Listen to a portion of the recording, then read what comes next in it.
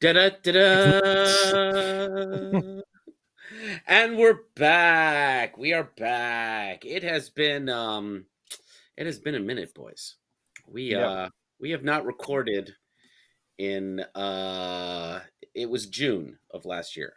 Oh wow. Yeah, It was June of last year. So it's been 10 months. Yeah. It's been 10 months, and it was a hiatus none of us intended. It just kept happening. Yep. Like, I was looking through the Discord, and there were several instances of, like, we're going to, like, do a thing, and then something came up and got in the way every time. And it was just a collection of unfortunate incidents that prevented us from going. We kept putting out issues of UJ, so that's what's important. Yep. But this fell by the wayside. Incidentally, how often do you guys ever listen to the old episodes? I'm curious. On occasion. I think my wife listens to them more often than I do. She rather enjoys, because she at least knows two of us fairly well. Mm-hmm.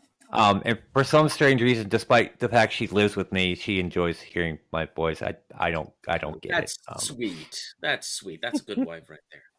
That's a good wife right there. I listen to them regularly. I went and listened to the Kevin Smith episode just the other day. That's a good one. Okay. That's I do go to the Eye of Argon diptych a lot because we laughed a lot. Yeah, we did. It was laughter of pain, but it was laughter. So this is a whole new episode, whole new season of Shallow and Pedantic Podcast. I'm Andrew. I'm Mike. And I'm Kieran. And we are here tonight to talk about Dune 2, The Dunening. I thought it was Electric Boogaloo. Yeah, I overplayed, man. Electric Boogaloo. This time it's personal? This time is personal. I could have gone with that. Yeah. The sandening? The sandening? The sandening? The sandwormening. Does my sandworm look like a fleshlight? I mean, I don't know. That's that popcorn bucket. Yep. I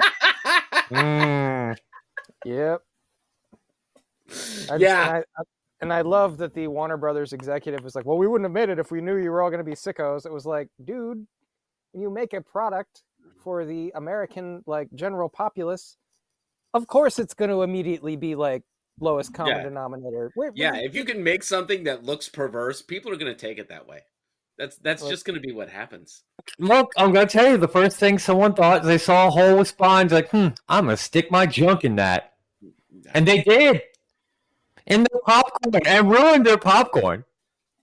You can't eat dick-stirred popcorn, I'm pretty sure. I mean, I would not have made that popcorn bucket. Like, I understand that, like, when you become like a, C-suite executive, you're sort of insulated from the rest of the world a little bit. You have definitely PR&M to do all that stuff for you.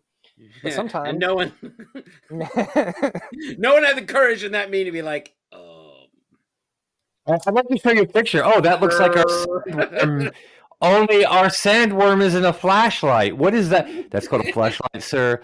Well, what do you use it for? Well, sir, I feel the need to demonstrate now. Let me pull out my own personal one. Why that one blue? Oh, this is a special Navi edition one. Don't ask too many questions. Now, as you can see, sir, I am now liberally inserting my junk into this object. And I see the CEOs be like, why don't they just have sex? Can they not have sex? What's the problem? They can't afford it, sir. The poors can't afford sex. The poors can't have sex? Why are there so many of them? Yeah. Because we make new ones every day, sir. Record profits. It's a growth industry. Kind of like the growth that I will not get from that popcorn bucket. Oh God. Yeah. No growth there to be I think we had. should stop talking about this. Let's blame marketing and move on. That's what Let's everybody blame else is marketing. gonna We're do. gonna blame marketing. Move on.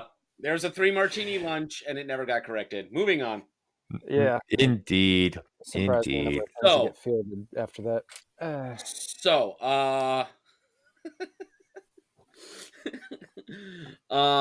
so we all saw it. We all saw the second part of the Dune. Did you guys see it in the theater? I assume you did. Yes. Yes. I saw IMAX, in fact. Nice. Oh, I didn't see IMAX, but I did see it in the theater. Well, We've my talked- buddy that I went to go see it with lives over by the Rio, so that's the IMAX. So we went to go see that. Awesome. So, we talked about this movie, this story, this series a lot. It's become an inside joke how much we talk about Dune. We talk about Dune. It's what we talk about. So, obviously, when the first movie came out, we all watched that together. The first Dune Part 1, and then we recorded a podcast pretty quick after, and we were all agush and aglow over it. Mike particularly liked the ornithopters, and I don't blame him. And so I think what we should do here is like talk about all the things that we liked about the new movie, which is going to be a lot of things, I feel like. So, I think so, yeah. Go ahead, Mike. How did the ornithopters hold up this time? I dug them. I was actually late for the podcast today because we were actually building the Lego one upstairs. My wife and I. She got it for my birthday, and we've been slowly putting it together. It's fun. It's also just like, man, Lego has changed a lot since I was a kid. Like, oh Lord, there's so many pieces. Yeah, they have highly specialized pieces that I don't feel like they had when we were kids. Yeah, no, it's nuts. But it's really cool. It's gonna be awesome if we ever finish it. But I mean, like, man, there's like 10 packs in there. We're through like 4 of them now. But yeah, I built a yellow submarine with my daughter once, and I was highly specialized.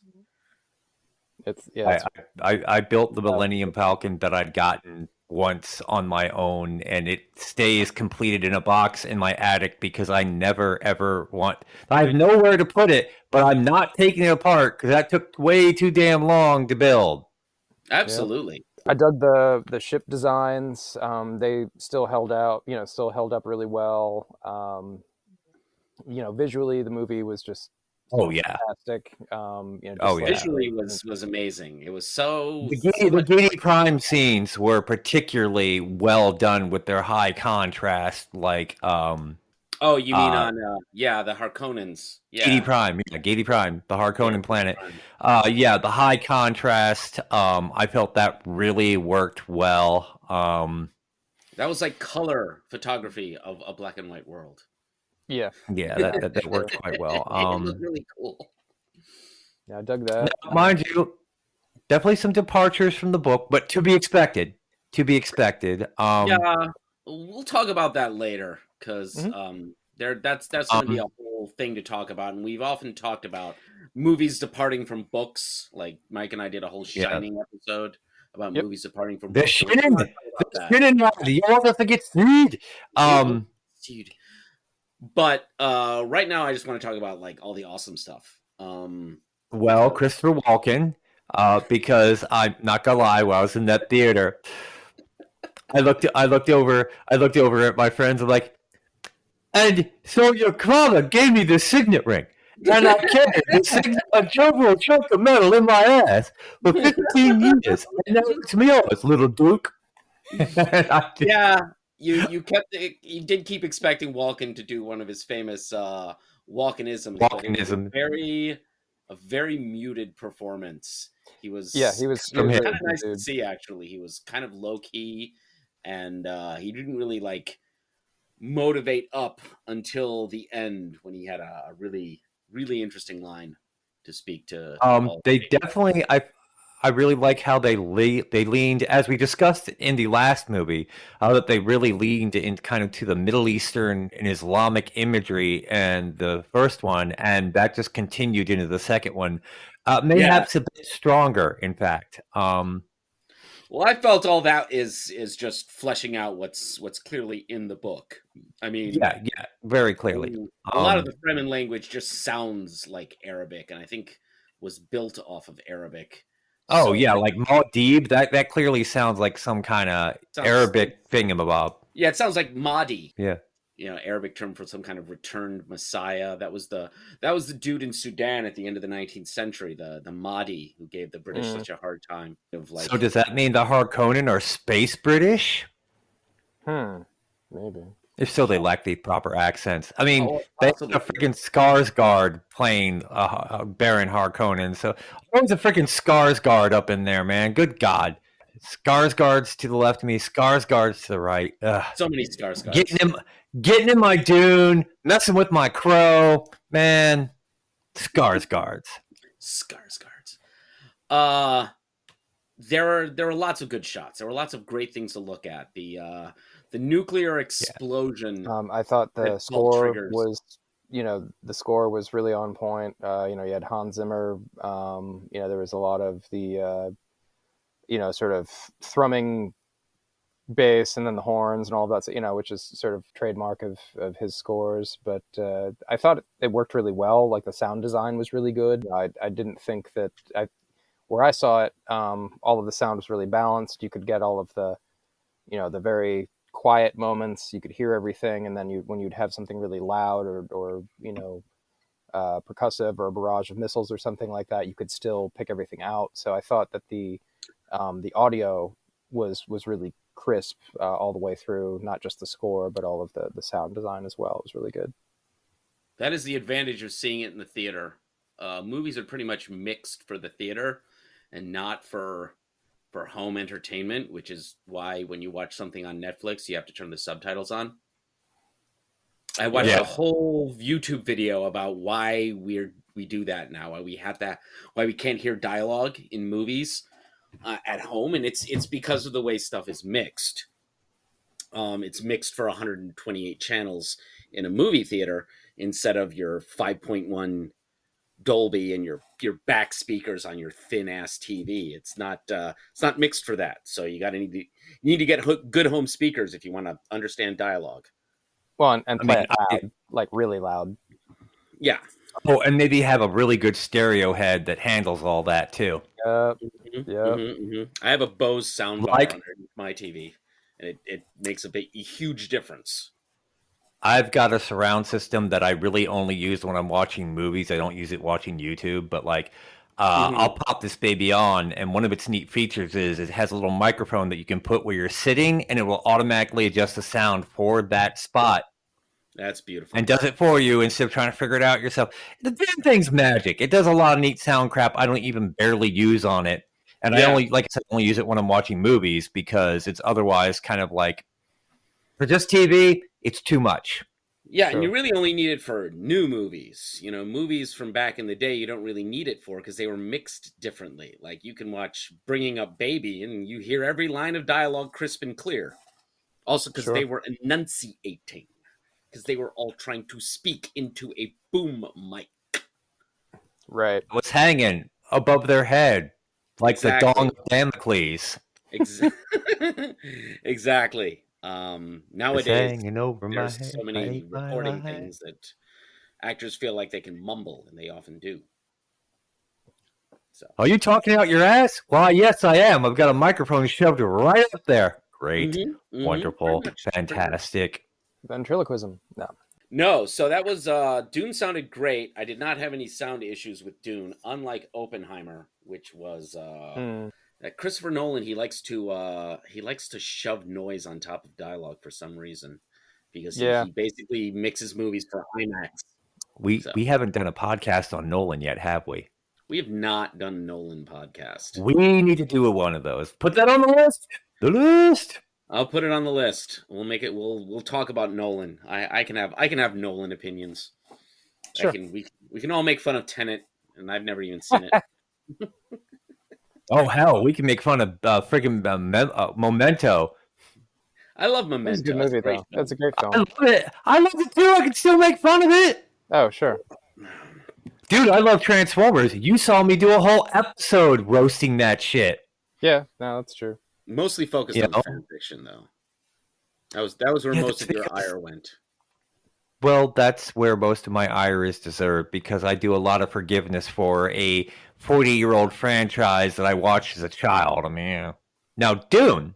I do know that while it was long, it did not feel overly so. Like No. I was watching it. Like I was watching it, and I'm like, wow, I've really been watching this for a while. But it wasn't like I have been watching this for too long. Hmm. No. Like Extremely well paced. it definitely had a consistent state of engagement. But Hmm. like because I knew it was an adaptation of something I'd read and seen before, I kind of wondered, okay, where are they going to go with this? Because I know that they're where are they going to go with this exactly? Where is there going to be their end point on this? Hmm. Because there's many points within the original book that you could pretty much just stop the story on Yeah. if you wanted to. And so I had a lot of curiosity, just like, okay, it wasn't like, when is this going to end because I want it to end? It's like, when is this going to end because I'm not sure what point they're going to end it on. How much movie do I Hmm. have left here? I didn't have to get up and hit the can a single time, so that's good. What was it, about 2.5 hours? That's what it felt Yeah, like to me. about 2.5 hours. That's about Yeah, standard. Yeah. Yeah. I yeah, thought pacing wise it moved exactly the way it needed to move. And Yeah, yeah. nothing felt unnecessary. Nothing felt like this scene doesn't need to be here. Nothing was dragging anything down. No, Everything, the tension moved nicely, and like you said, it was this is a story that we know very well, a story I'm intimately familiar with, and I enjoyed watching it back to unfold. that popcorn bucket, eh? Back to the popcorn bucket. Always go back to the popcorn bucket. but Hey, you said intimate, man. I thought it was what do you call it? The right payoff for part one. Yeah, I thought that all yeah. of the work that the director did, um, setting everything up in part one, is definitely gets the payoff Hmm. in part two. So that was that was really good, and I know that we've alluded to. We're going to talk about the changes from where it varied from the book or things of that Hmm. nature. But I liked it. Like I thought the changes that were made, generally speaking, did a good job of telling the story via film as opposed to the printed page. So I Yeah. thought that it actually worked. I thought all of the changes were interesting, and mostly I thought that they worked. So Yeah. I think that was pretty much Um, everything I loved about Dune 2.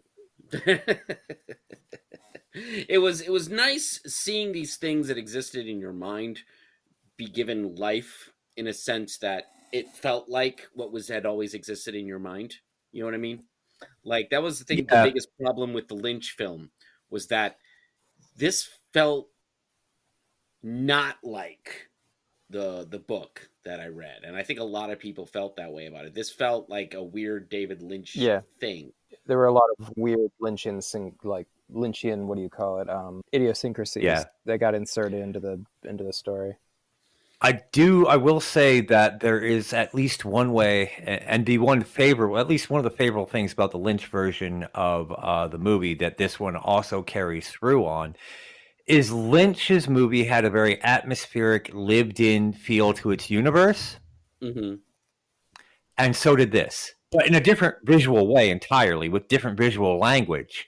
Yeah. Um, but it too had that feeling of an atmospheric, lived-in world that yes, you're dropped in the middle of it, and they do explain some of it, but a lot of the storytelling is told via visuals and like just the atmosphere. And the Lynch Yeah. movie did that well as well. Yeah, I felt like the Lynch film did a lot more overt explanation, and with Hmm.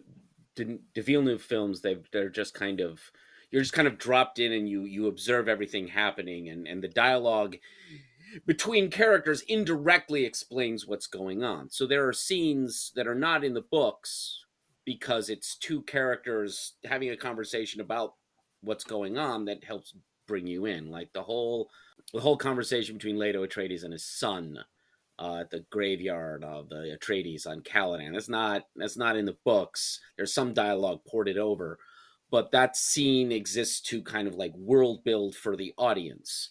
And that's the kind of changes to a novel, turning a novel into a film, that you should do. You should Sure. add things that allow the film to be a film, because we don't want to go Watchmen. Right. That's too much. That's too faithful. It Never doesn't go work full in a film. Watchmen. Yeah. Oh We no, don't see want that's a problem. You went full Watchmen. You never go full Watchmen. Never go full Watchmen.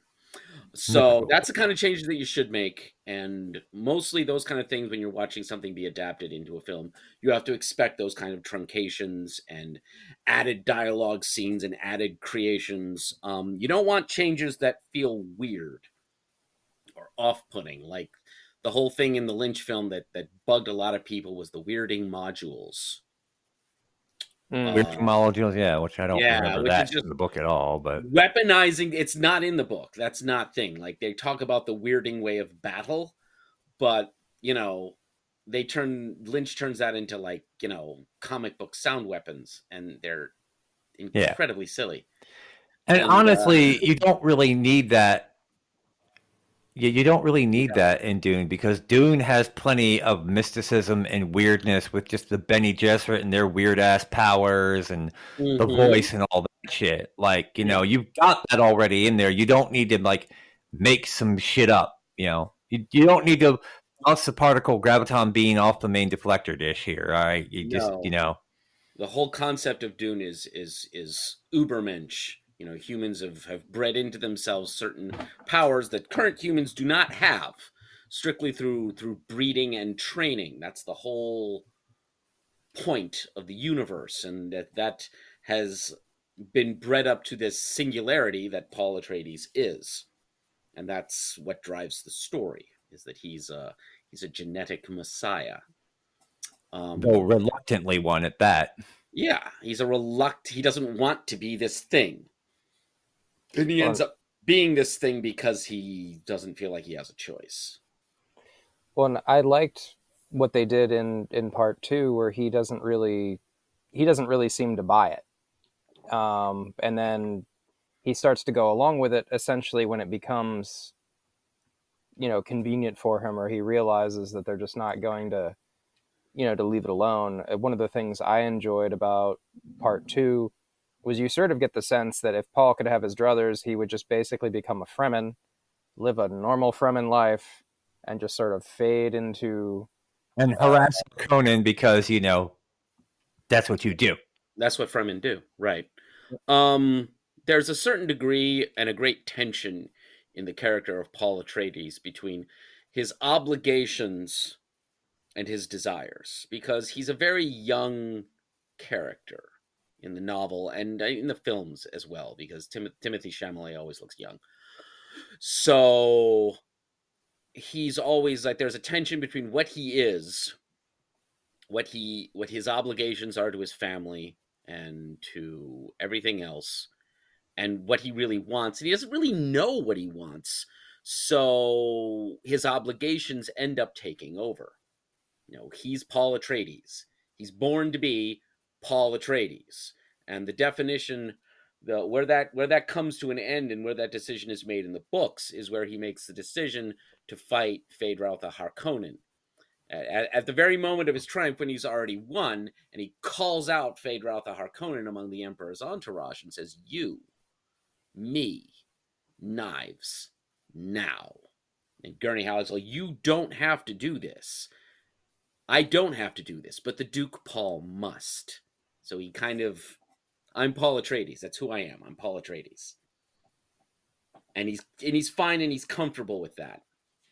And his character struggle is rectifying all those things. That's what makes him an interesting character, is the complexities of himself and the kind of the gap between what he was made to be and what he wants to be. It's like reminds me of a line from Gladiator. Wherein Dujan Hoshu, is that his the actor's name? Says to says to Maximus, he says, sometimes I get to do what I want, but most days I do what I must. Yeah. Most days I do what I must.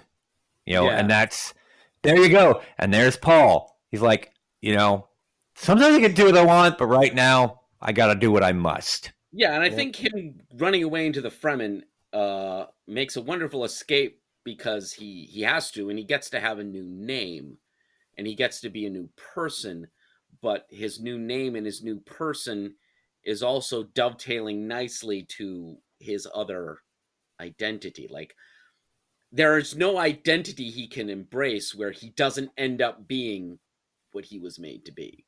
He's Paul Atreides, so he has to avenge his father.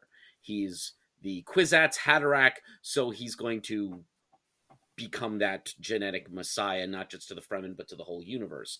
And as Muad'Dib, he's the voice of the outer world. He's what the Fremen have been waiting for. So he doesn't get to pick an identity. They all kind of end up being the same thing. Kwisatz Haderach, Paul Atreides, Muad'Dib, they're all the same. They're different names for the same underlying obligation.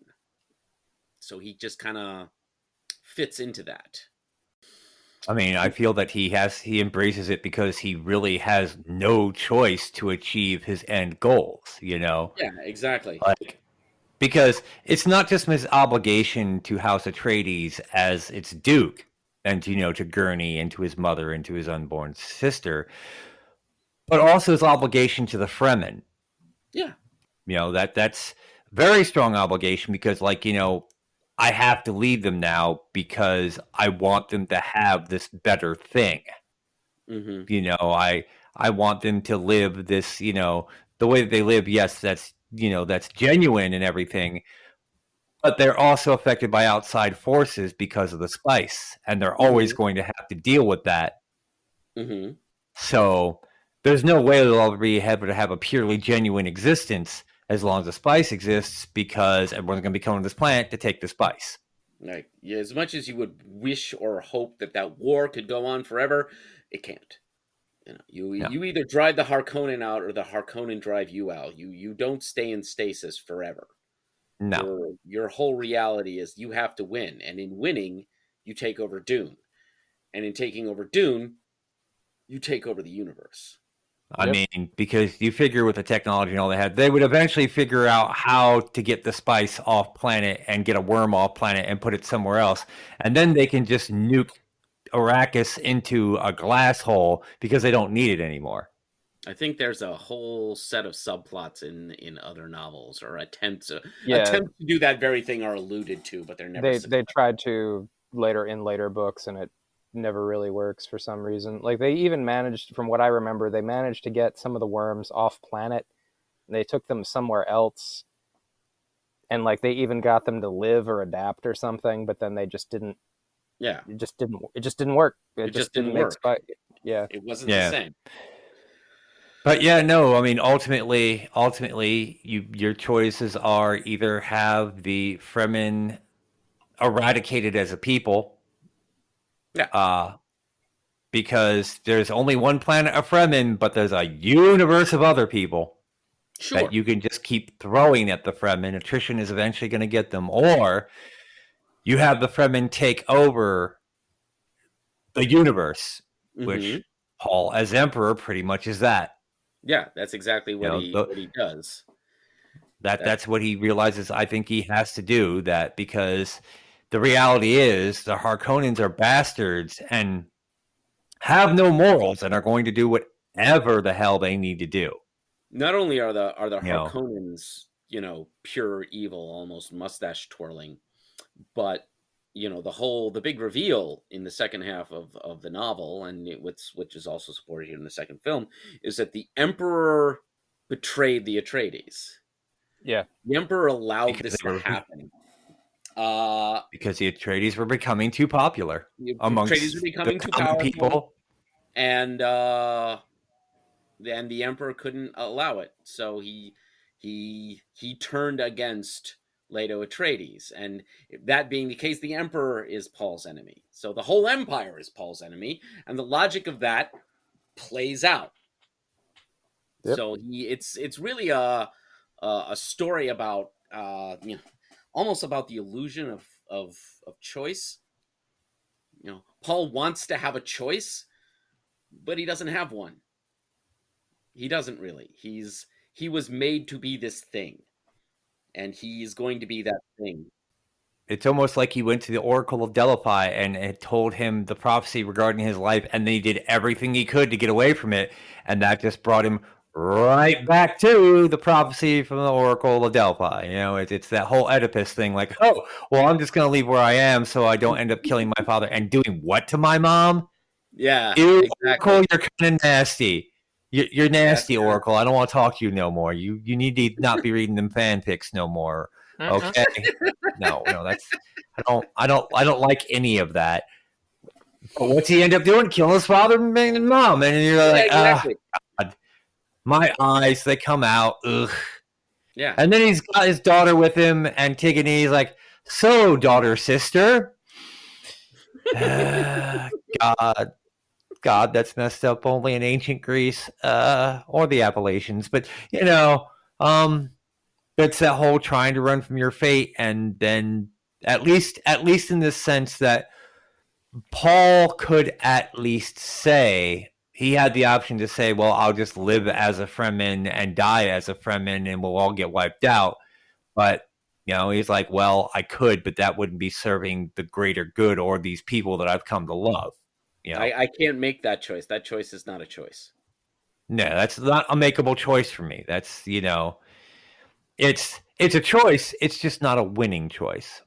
It's not a responsible choice. It's not the heroic choice. Well, and Yeah. relatedly, one of the things that I've liked about the first film and that I really felt was really prominent in the second one, and I think the director kind of really made sure that the focus was on the political elements of the story. And I mean, even the novel is a fairly political story inherently, but I feel like oftentimes when you're reading it, that can kind of take a back seat just because you spend so much time with Paul as the POV character. But I mean, this is inherently, feudal warfare. Yep. It's happening in space in the future, but it's at the end of the day, it's ultimately about political factions, and we're talking about how he doesn't really have a choice, and I mean, yeah, a lot of that is political. So he is in this position where he's forced to act, essentially because he's the one that has access to power. He's the one that has access to the resources to do some of these things. Yep. Yeah, and that's really it's about the planetary economy and the universal economy and the there's a great phrase from it that Paul actually uses, which is a particular kind of tyranny that he says he's going to that he can operate. Like I control the thing that everyone needs, so I'm the man. I could destroy spice production for the entire universe and break everything. So you're going to give me everything I want. The hydraulic tyrant is what he says. It's the hydraulic tyrant. I control the water. I control the water. I'm the man. You give me what I want, or I will destroy everything. I have the power to stop. And all you'll have left is those weird ass fleshlight buckets, and then no one will be happy. No one will be happy. That doesn't make anyone happy. Interesting. I think and correct me if I'm wrong in my interpretation, but I think one of the turning points for Paul in having to do this, is when he's re-given the Atreides nuclear armory. He's like, yeah, this was your father's big red button to fuck shit up. It is now yours. Oh, well, can't just ignore that now. The whole encounter with Gurney Halleck is significant because Gurney Halleck is the only one of his father's retainers who's still alive. Yep. The rest of them are dead. But seeing Gurney Halleck again awakens the Atreides in him. And we've got the atomics. And we can do this stuff. It's like, right. And he sees in the novel, it's almost, he feels it like, this is the time for this to happen. This is the time for this to happen. Gurney Halleck is back in my thing. So it's time to go, Gurney. Are you ready? Because one of the big differences is that the novel, there's a number of years that pass between Yes. Yeah. the first events and the like, long enough for Aaliyah Atreides to be born and be a toddler by the time the story ends, which is not what they do in the novel. The whole thing seems to take place within a few months. Within a few months of like not long enough for Aaliyah to be born. Like Jessica's No. still heavily pregnant at the end. Which is a strange choice. But I think Yeah, I don't think it would have affected pacing to have a bit of a time skip, and it would make more sense because, and I'm not gonna. Now, the movie didn't feel rushed, but for the kind of political and religious power that uh, Paul had gained by the end, really kind of maybe would make more sense if he had gained it over a 4-year period of time as opposed to a couple of months like yeah, that. And I've heard that, like, oh, well, we didn't want to have to deal with having a toddler act like an adult or da da da da or da da da da. But, like, they managed it in the Lynch version. yeah, and Aaliyah's nice and weird in the Lynch version, and it's she who kills the Baron in the Yeah. novel and in the Lynch film. And Yeah. it's appropriate. She's a weird, creepy kid because Aaliyah's a weird, creepy kid. All right. And I don't know that's that particular change, that particular change with the pacing and then making something that, was years into months. I don't know if that helped the story a lot. And I also want, it's one of those like other changes. It's you find yourself wondering why they did it. Mm. It's one thing to like you make changes to something so it can be a functioning film, it can be paced rightly, and you can reveal things to the audience without having to, sit them down and make them like read a Star Wars scroll to get them up to speed. Like that's the kind of change that a film should make to when it's adapting itself into a novel. One of the other changes that's related to that, because in the book there's a time skip, and we get to, what is it, like it's like 5 years in or 10 years in, Mm-hmm. and like Paul and Chani have had like 2 kids. Oh, that's in later books. I thought that was in Dune. In the No. first book, they have one kid, Oh, and okay, that that's one right. kid is killed by One kid. Sardaukar at the end. Right. Sorry. Mm. Yeah. There are two Been a Leto long the time since I seconds. read these. It's weird. Leto the Second. Okay, not you. This The is other this Leto. is the real Leto the Second. Yeah. The other Leto the second. Leto the second. Leto For the the real second. Leo second, please stand up. Leto the Second Part 2. Yeah. No, Yeah. but Third Leto. children do not have sequels. Well, mine do. Yeah. You're a shitty father, Paul. Well, maybe I am. As one of the weirder things that happen in the novel is when Paul finds out that his infant son has been murdered. He's bizarrely blasé about it.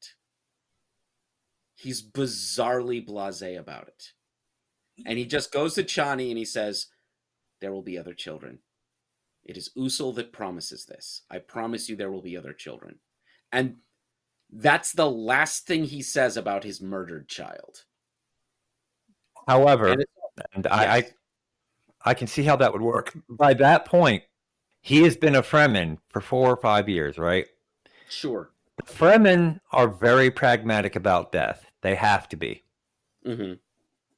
Of their young, they're old, they have to be, because the youngest and the oldest are the ones who are at most at risk and most likely to die, especially in the environment they live in and the kind of lifestyle they live in. So Chani would probably already be like, it's not something she would have wanted, but it is not something that, living as a Fremen, she would have found to be an unexpected thing to have happened. Sure. And by this point, Paul can see the future, so he already knows, kind of, sort of. That's where I was going to go. It's like Paul is a completely different person now because he swallowed the blue stuff and, achieved final form, upgraded himself into being that thing that he was always born and bred to be. So what you're saying is by swallowing fluid put forth by this worm when, like, agitated. He became saltier. Yes, that is precisely what I'm saying. Quick jokes, I got them. You got him. Like the whole becoming the Kwisatz Haderach means he's a kind of like he becomes the Oracle of Delphi. He is the Oracle Right. of Delphi. He Right. knows what's going to happen. He can see the future 5-6 jumps ahead. He's beyond wired into how the cosmos functions. So he's utterly transformed by that experience. And he gains his whole relationship with his mother changes after he does that. He starts telling her what's what, and she starts being like, you know, Paul, maybe you don't have to do all these things. It's like, nah, we're past that, Mom. We're past that. We're past that. Give me the worm popcorn bucket. I know what I have to do. Yeah.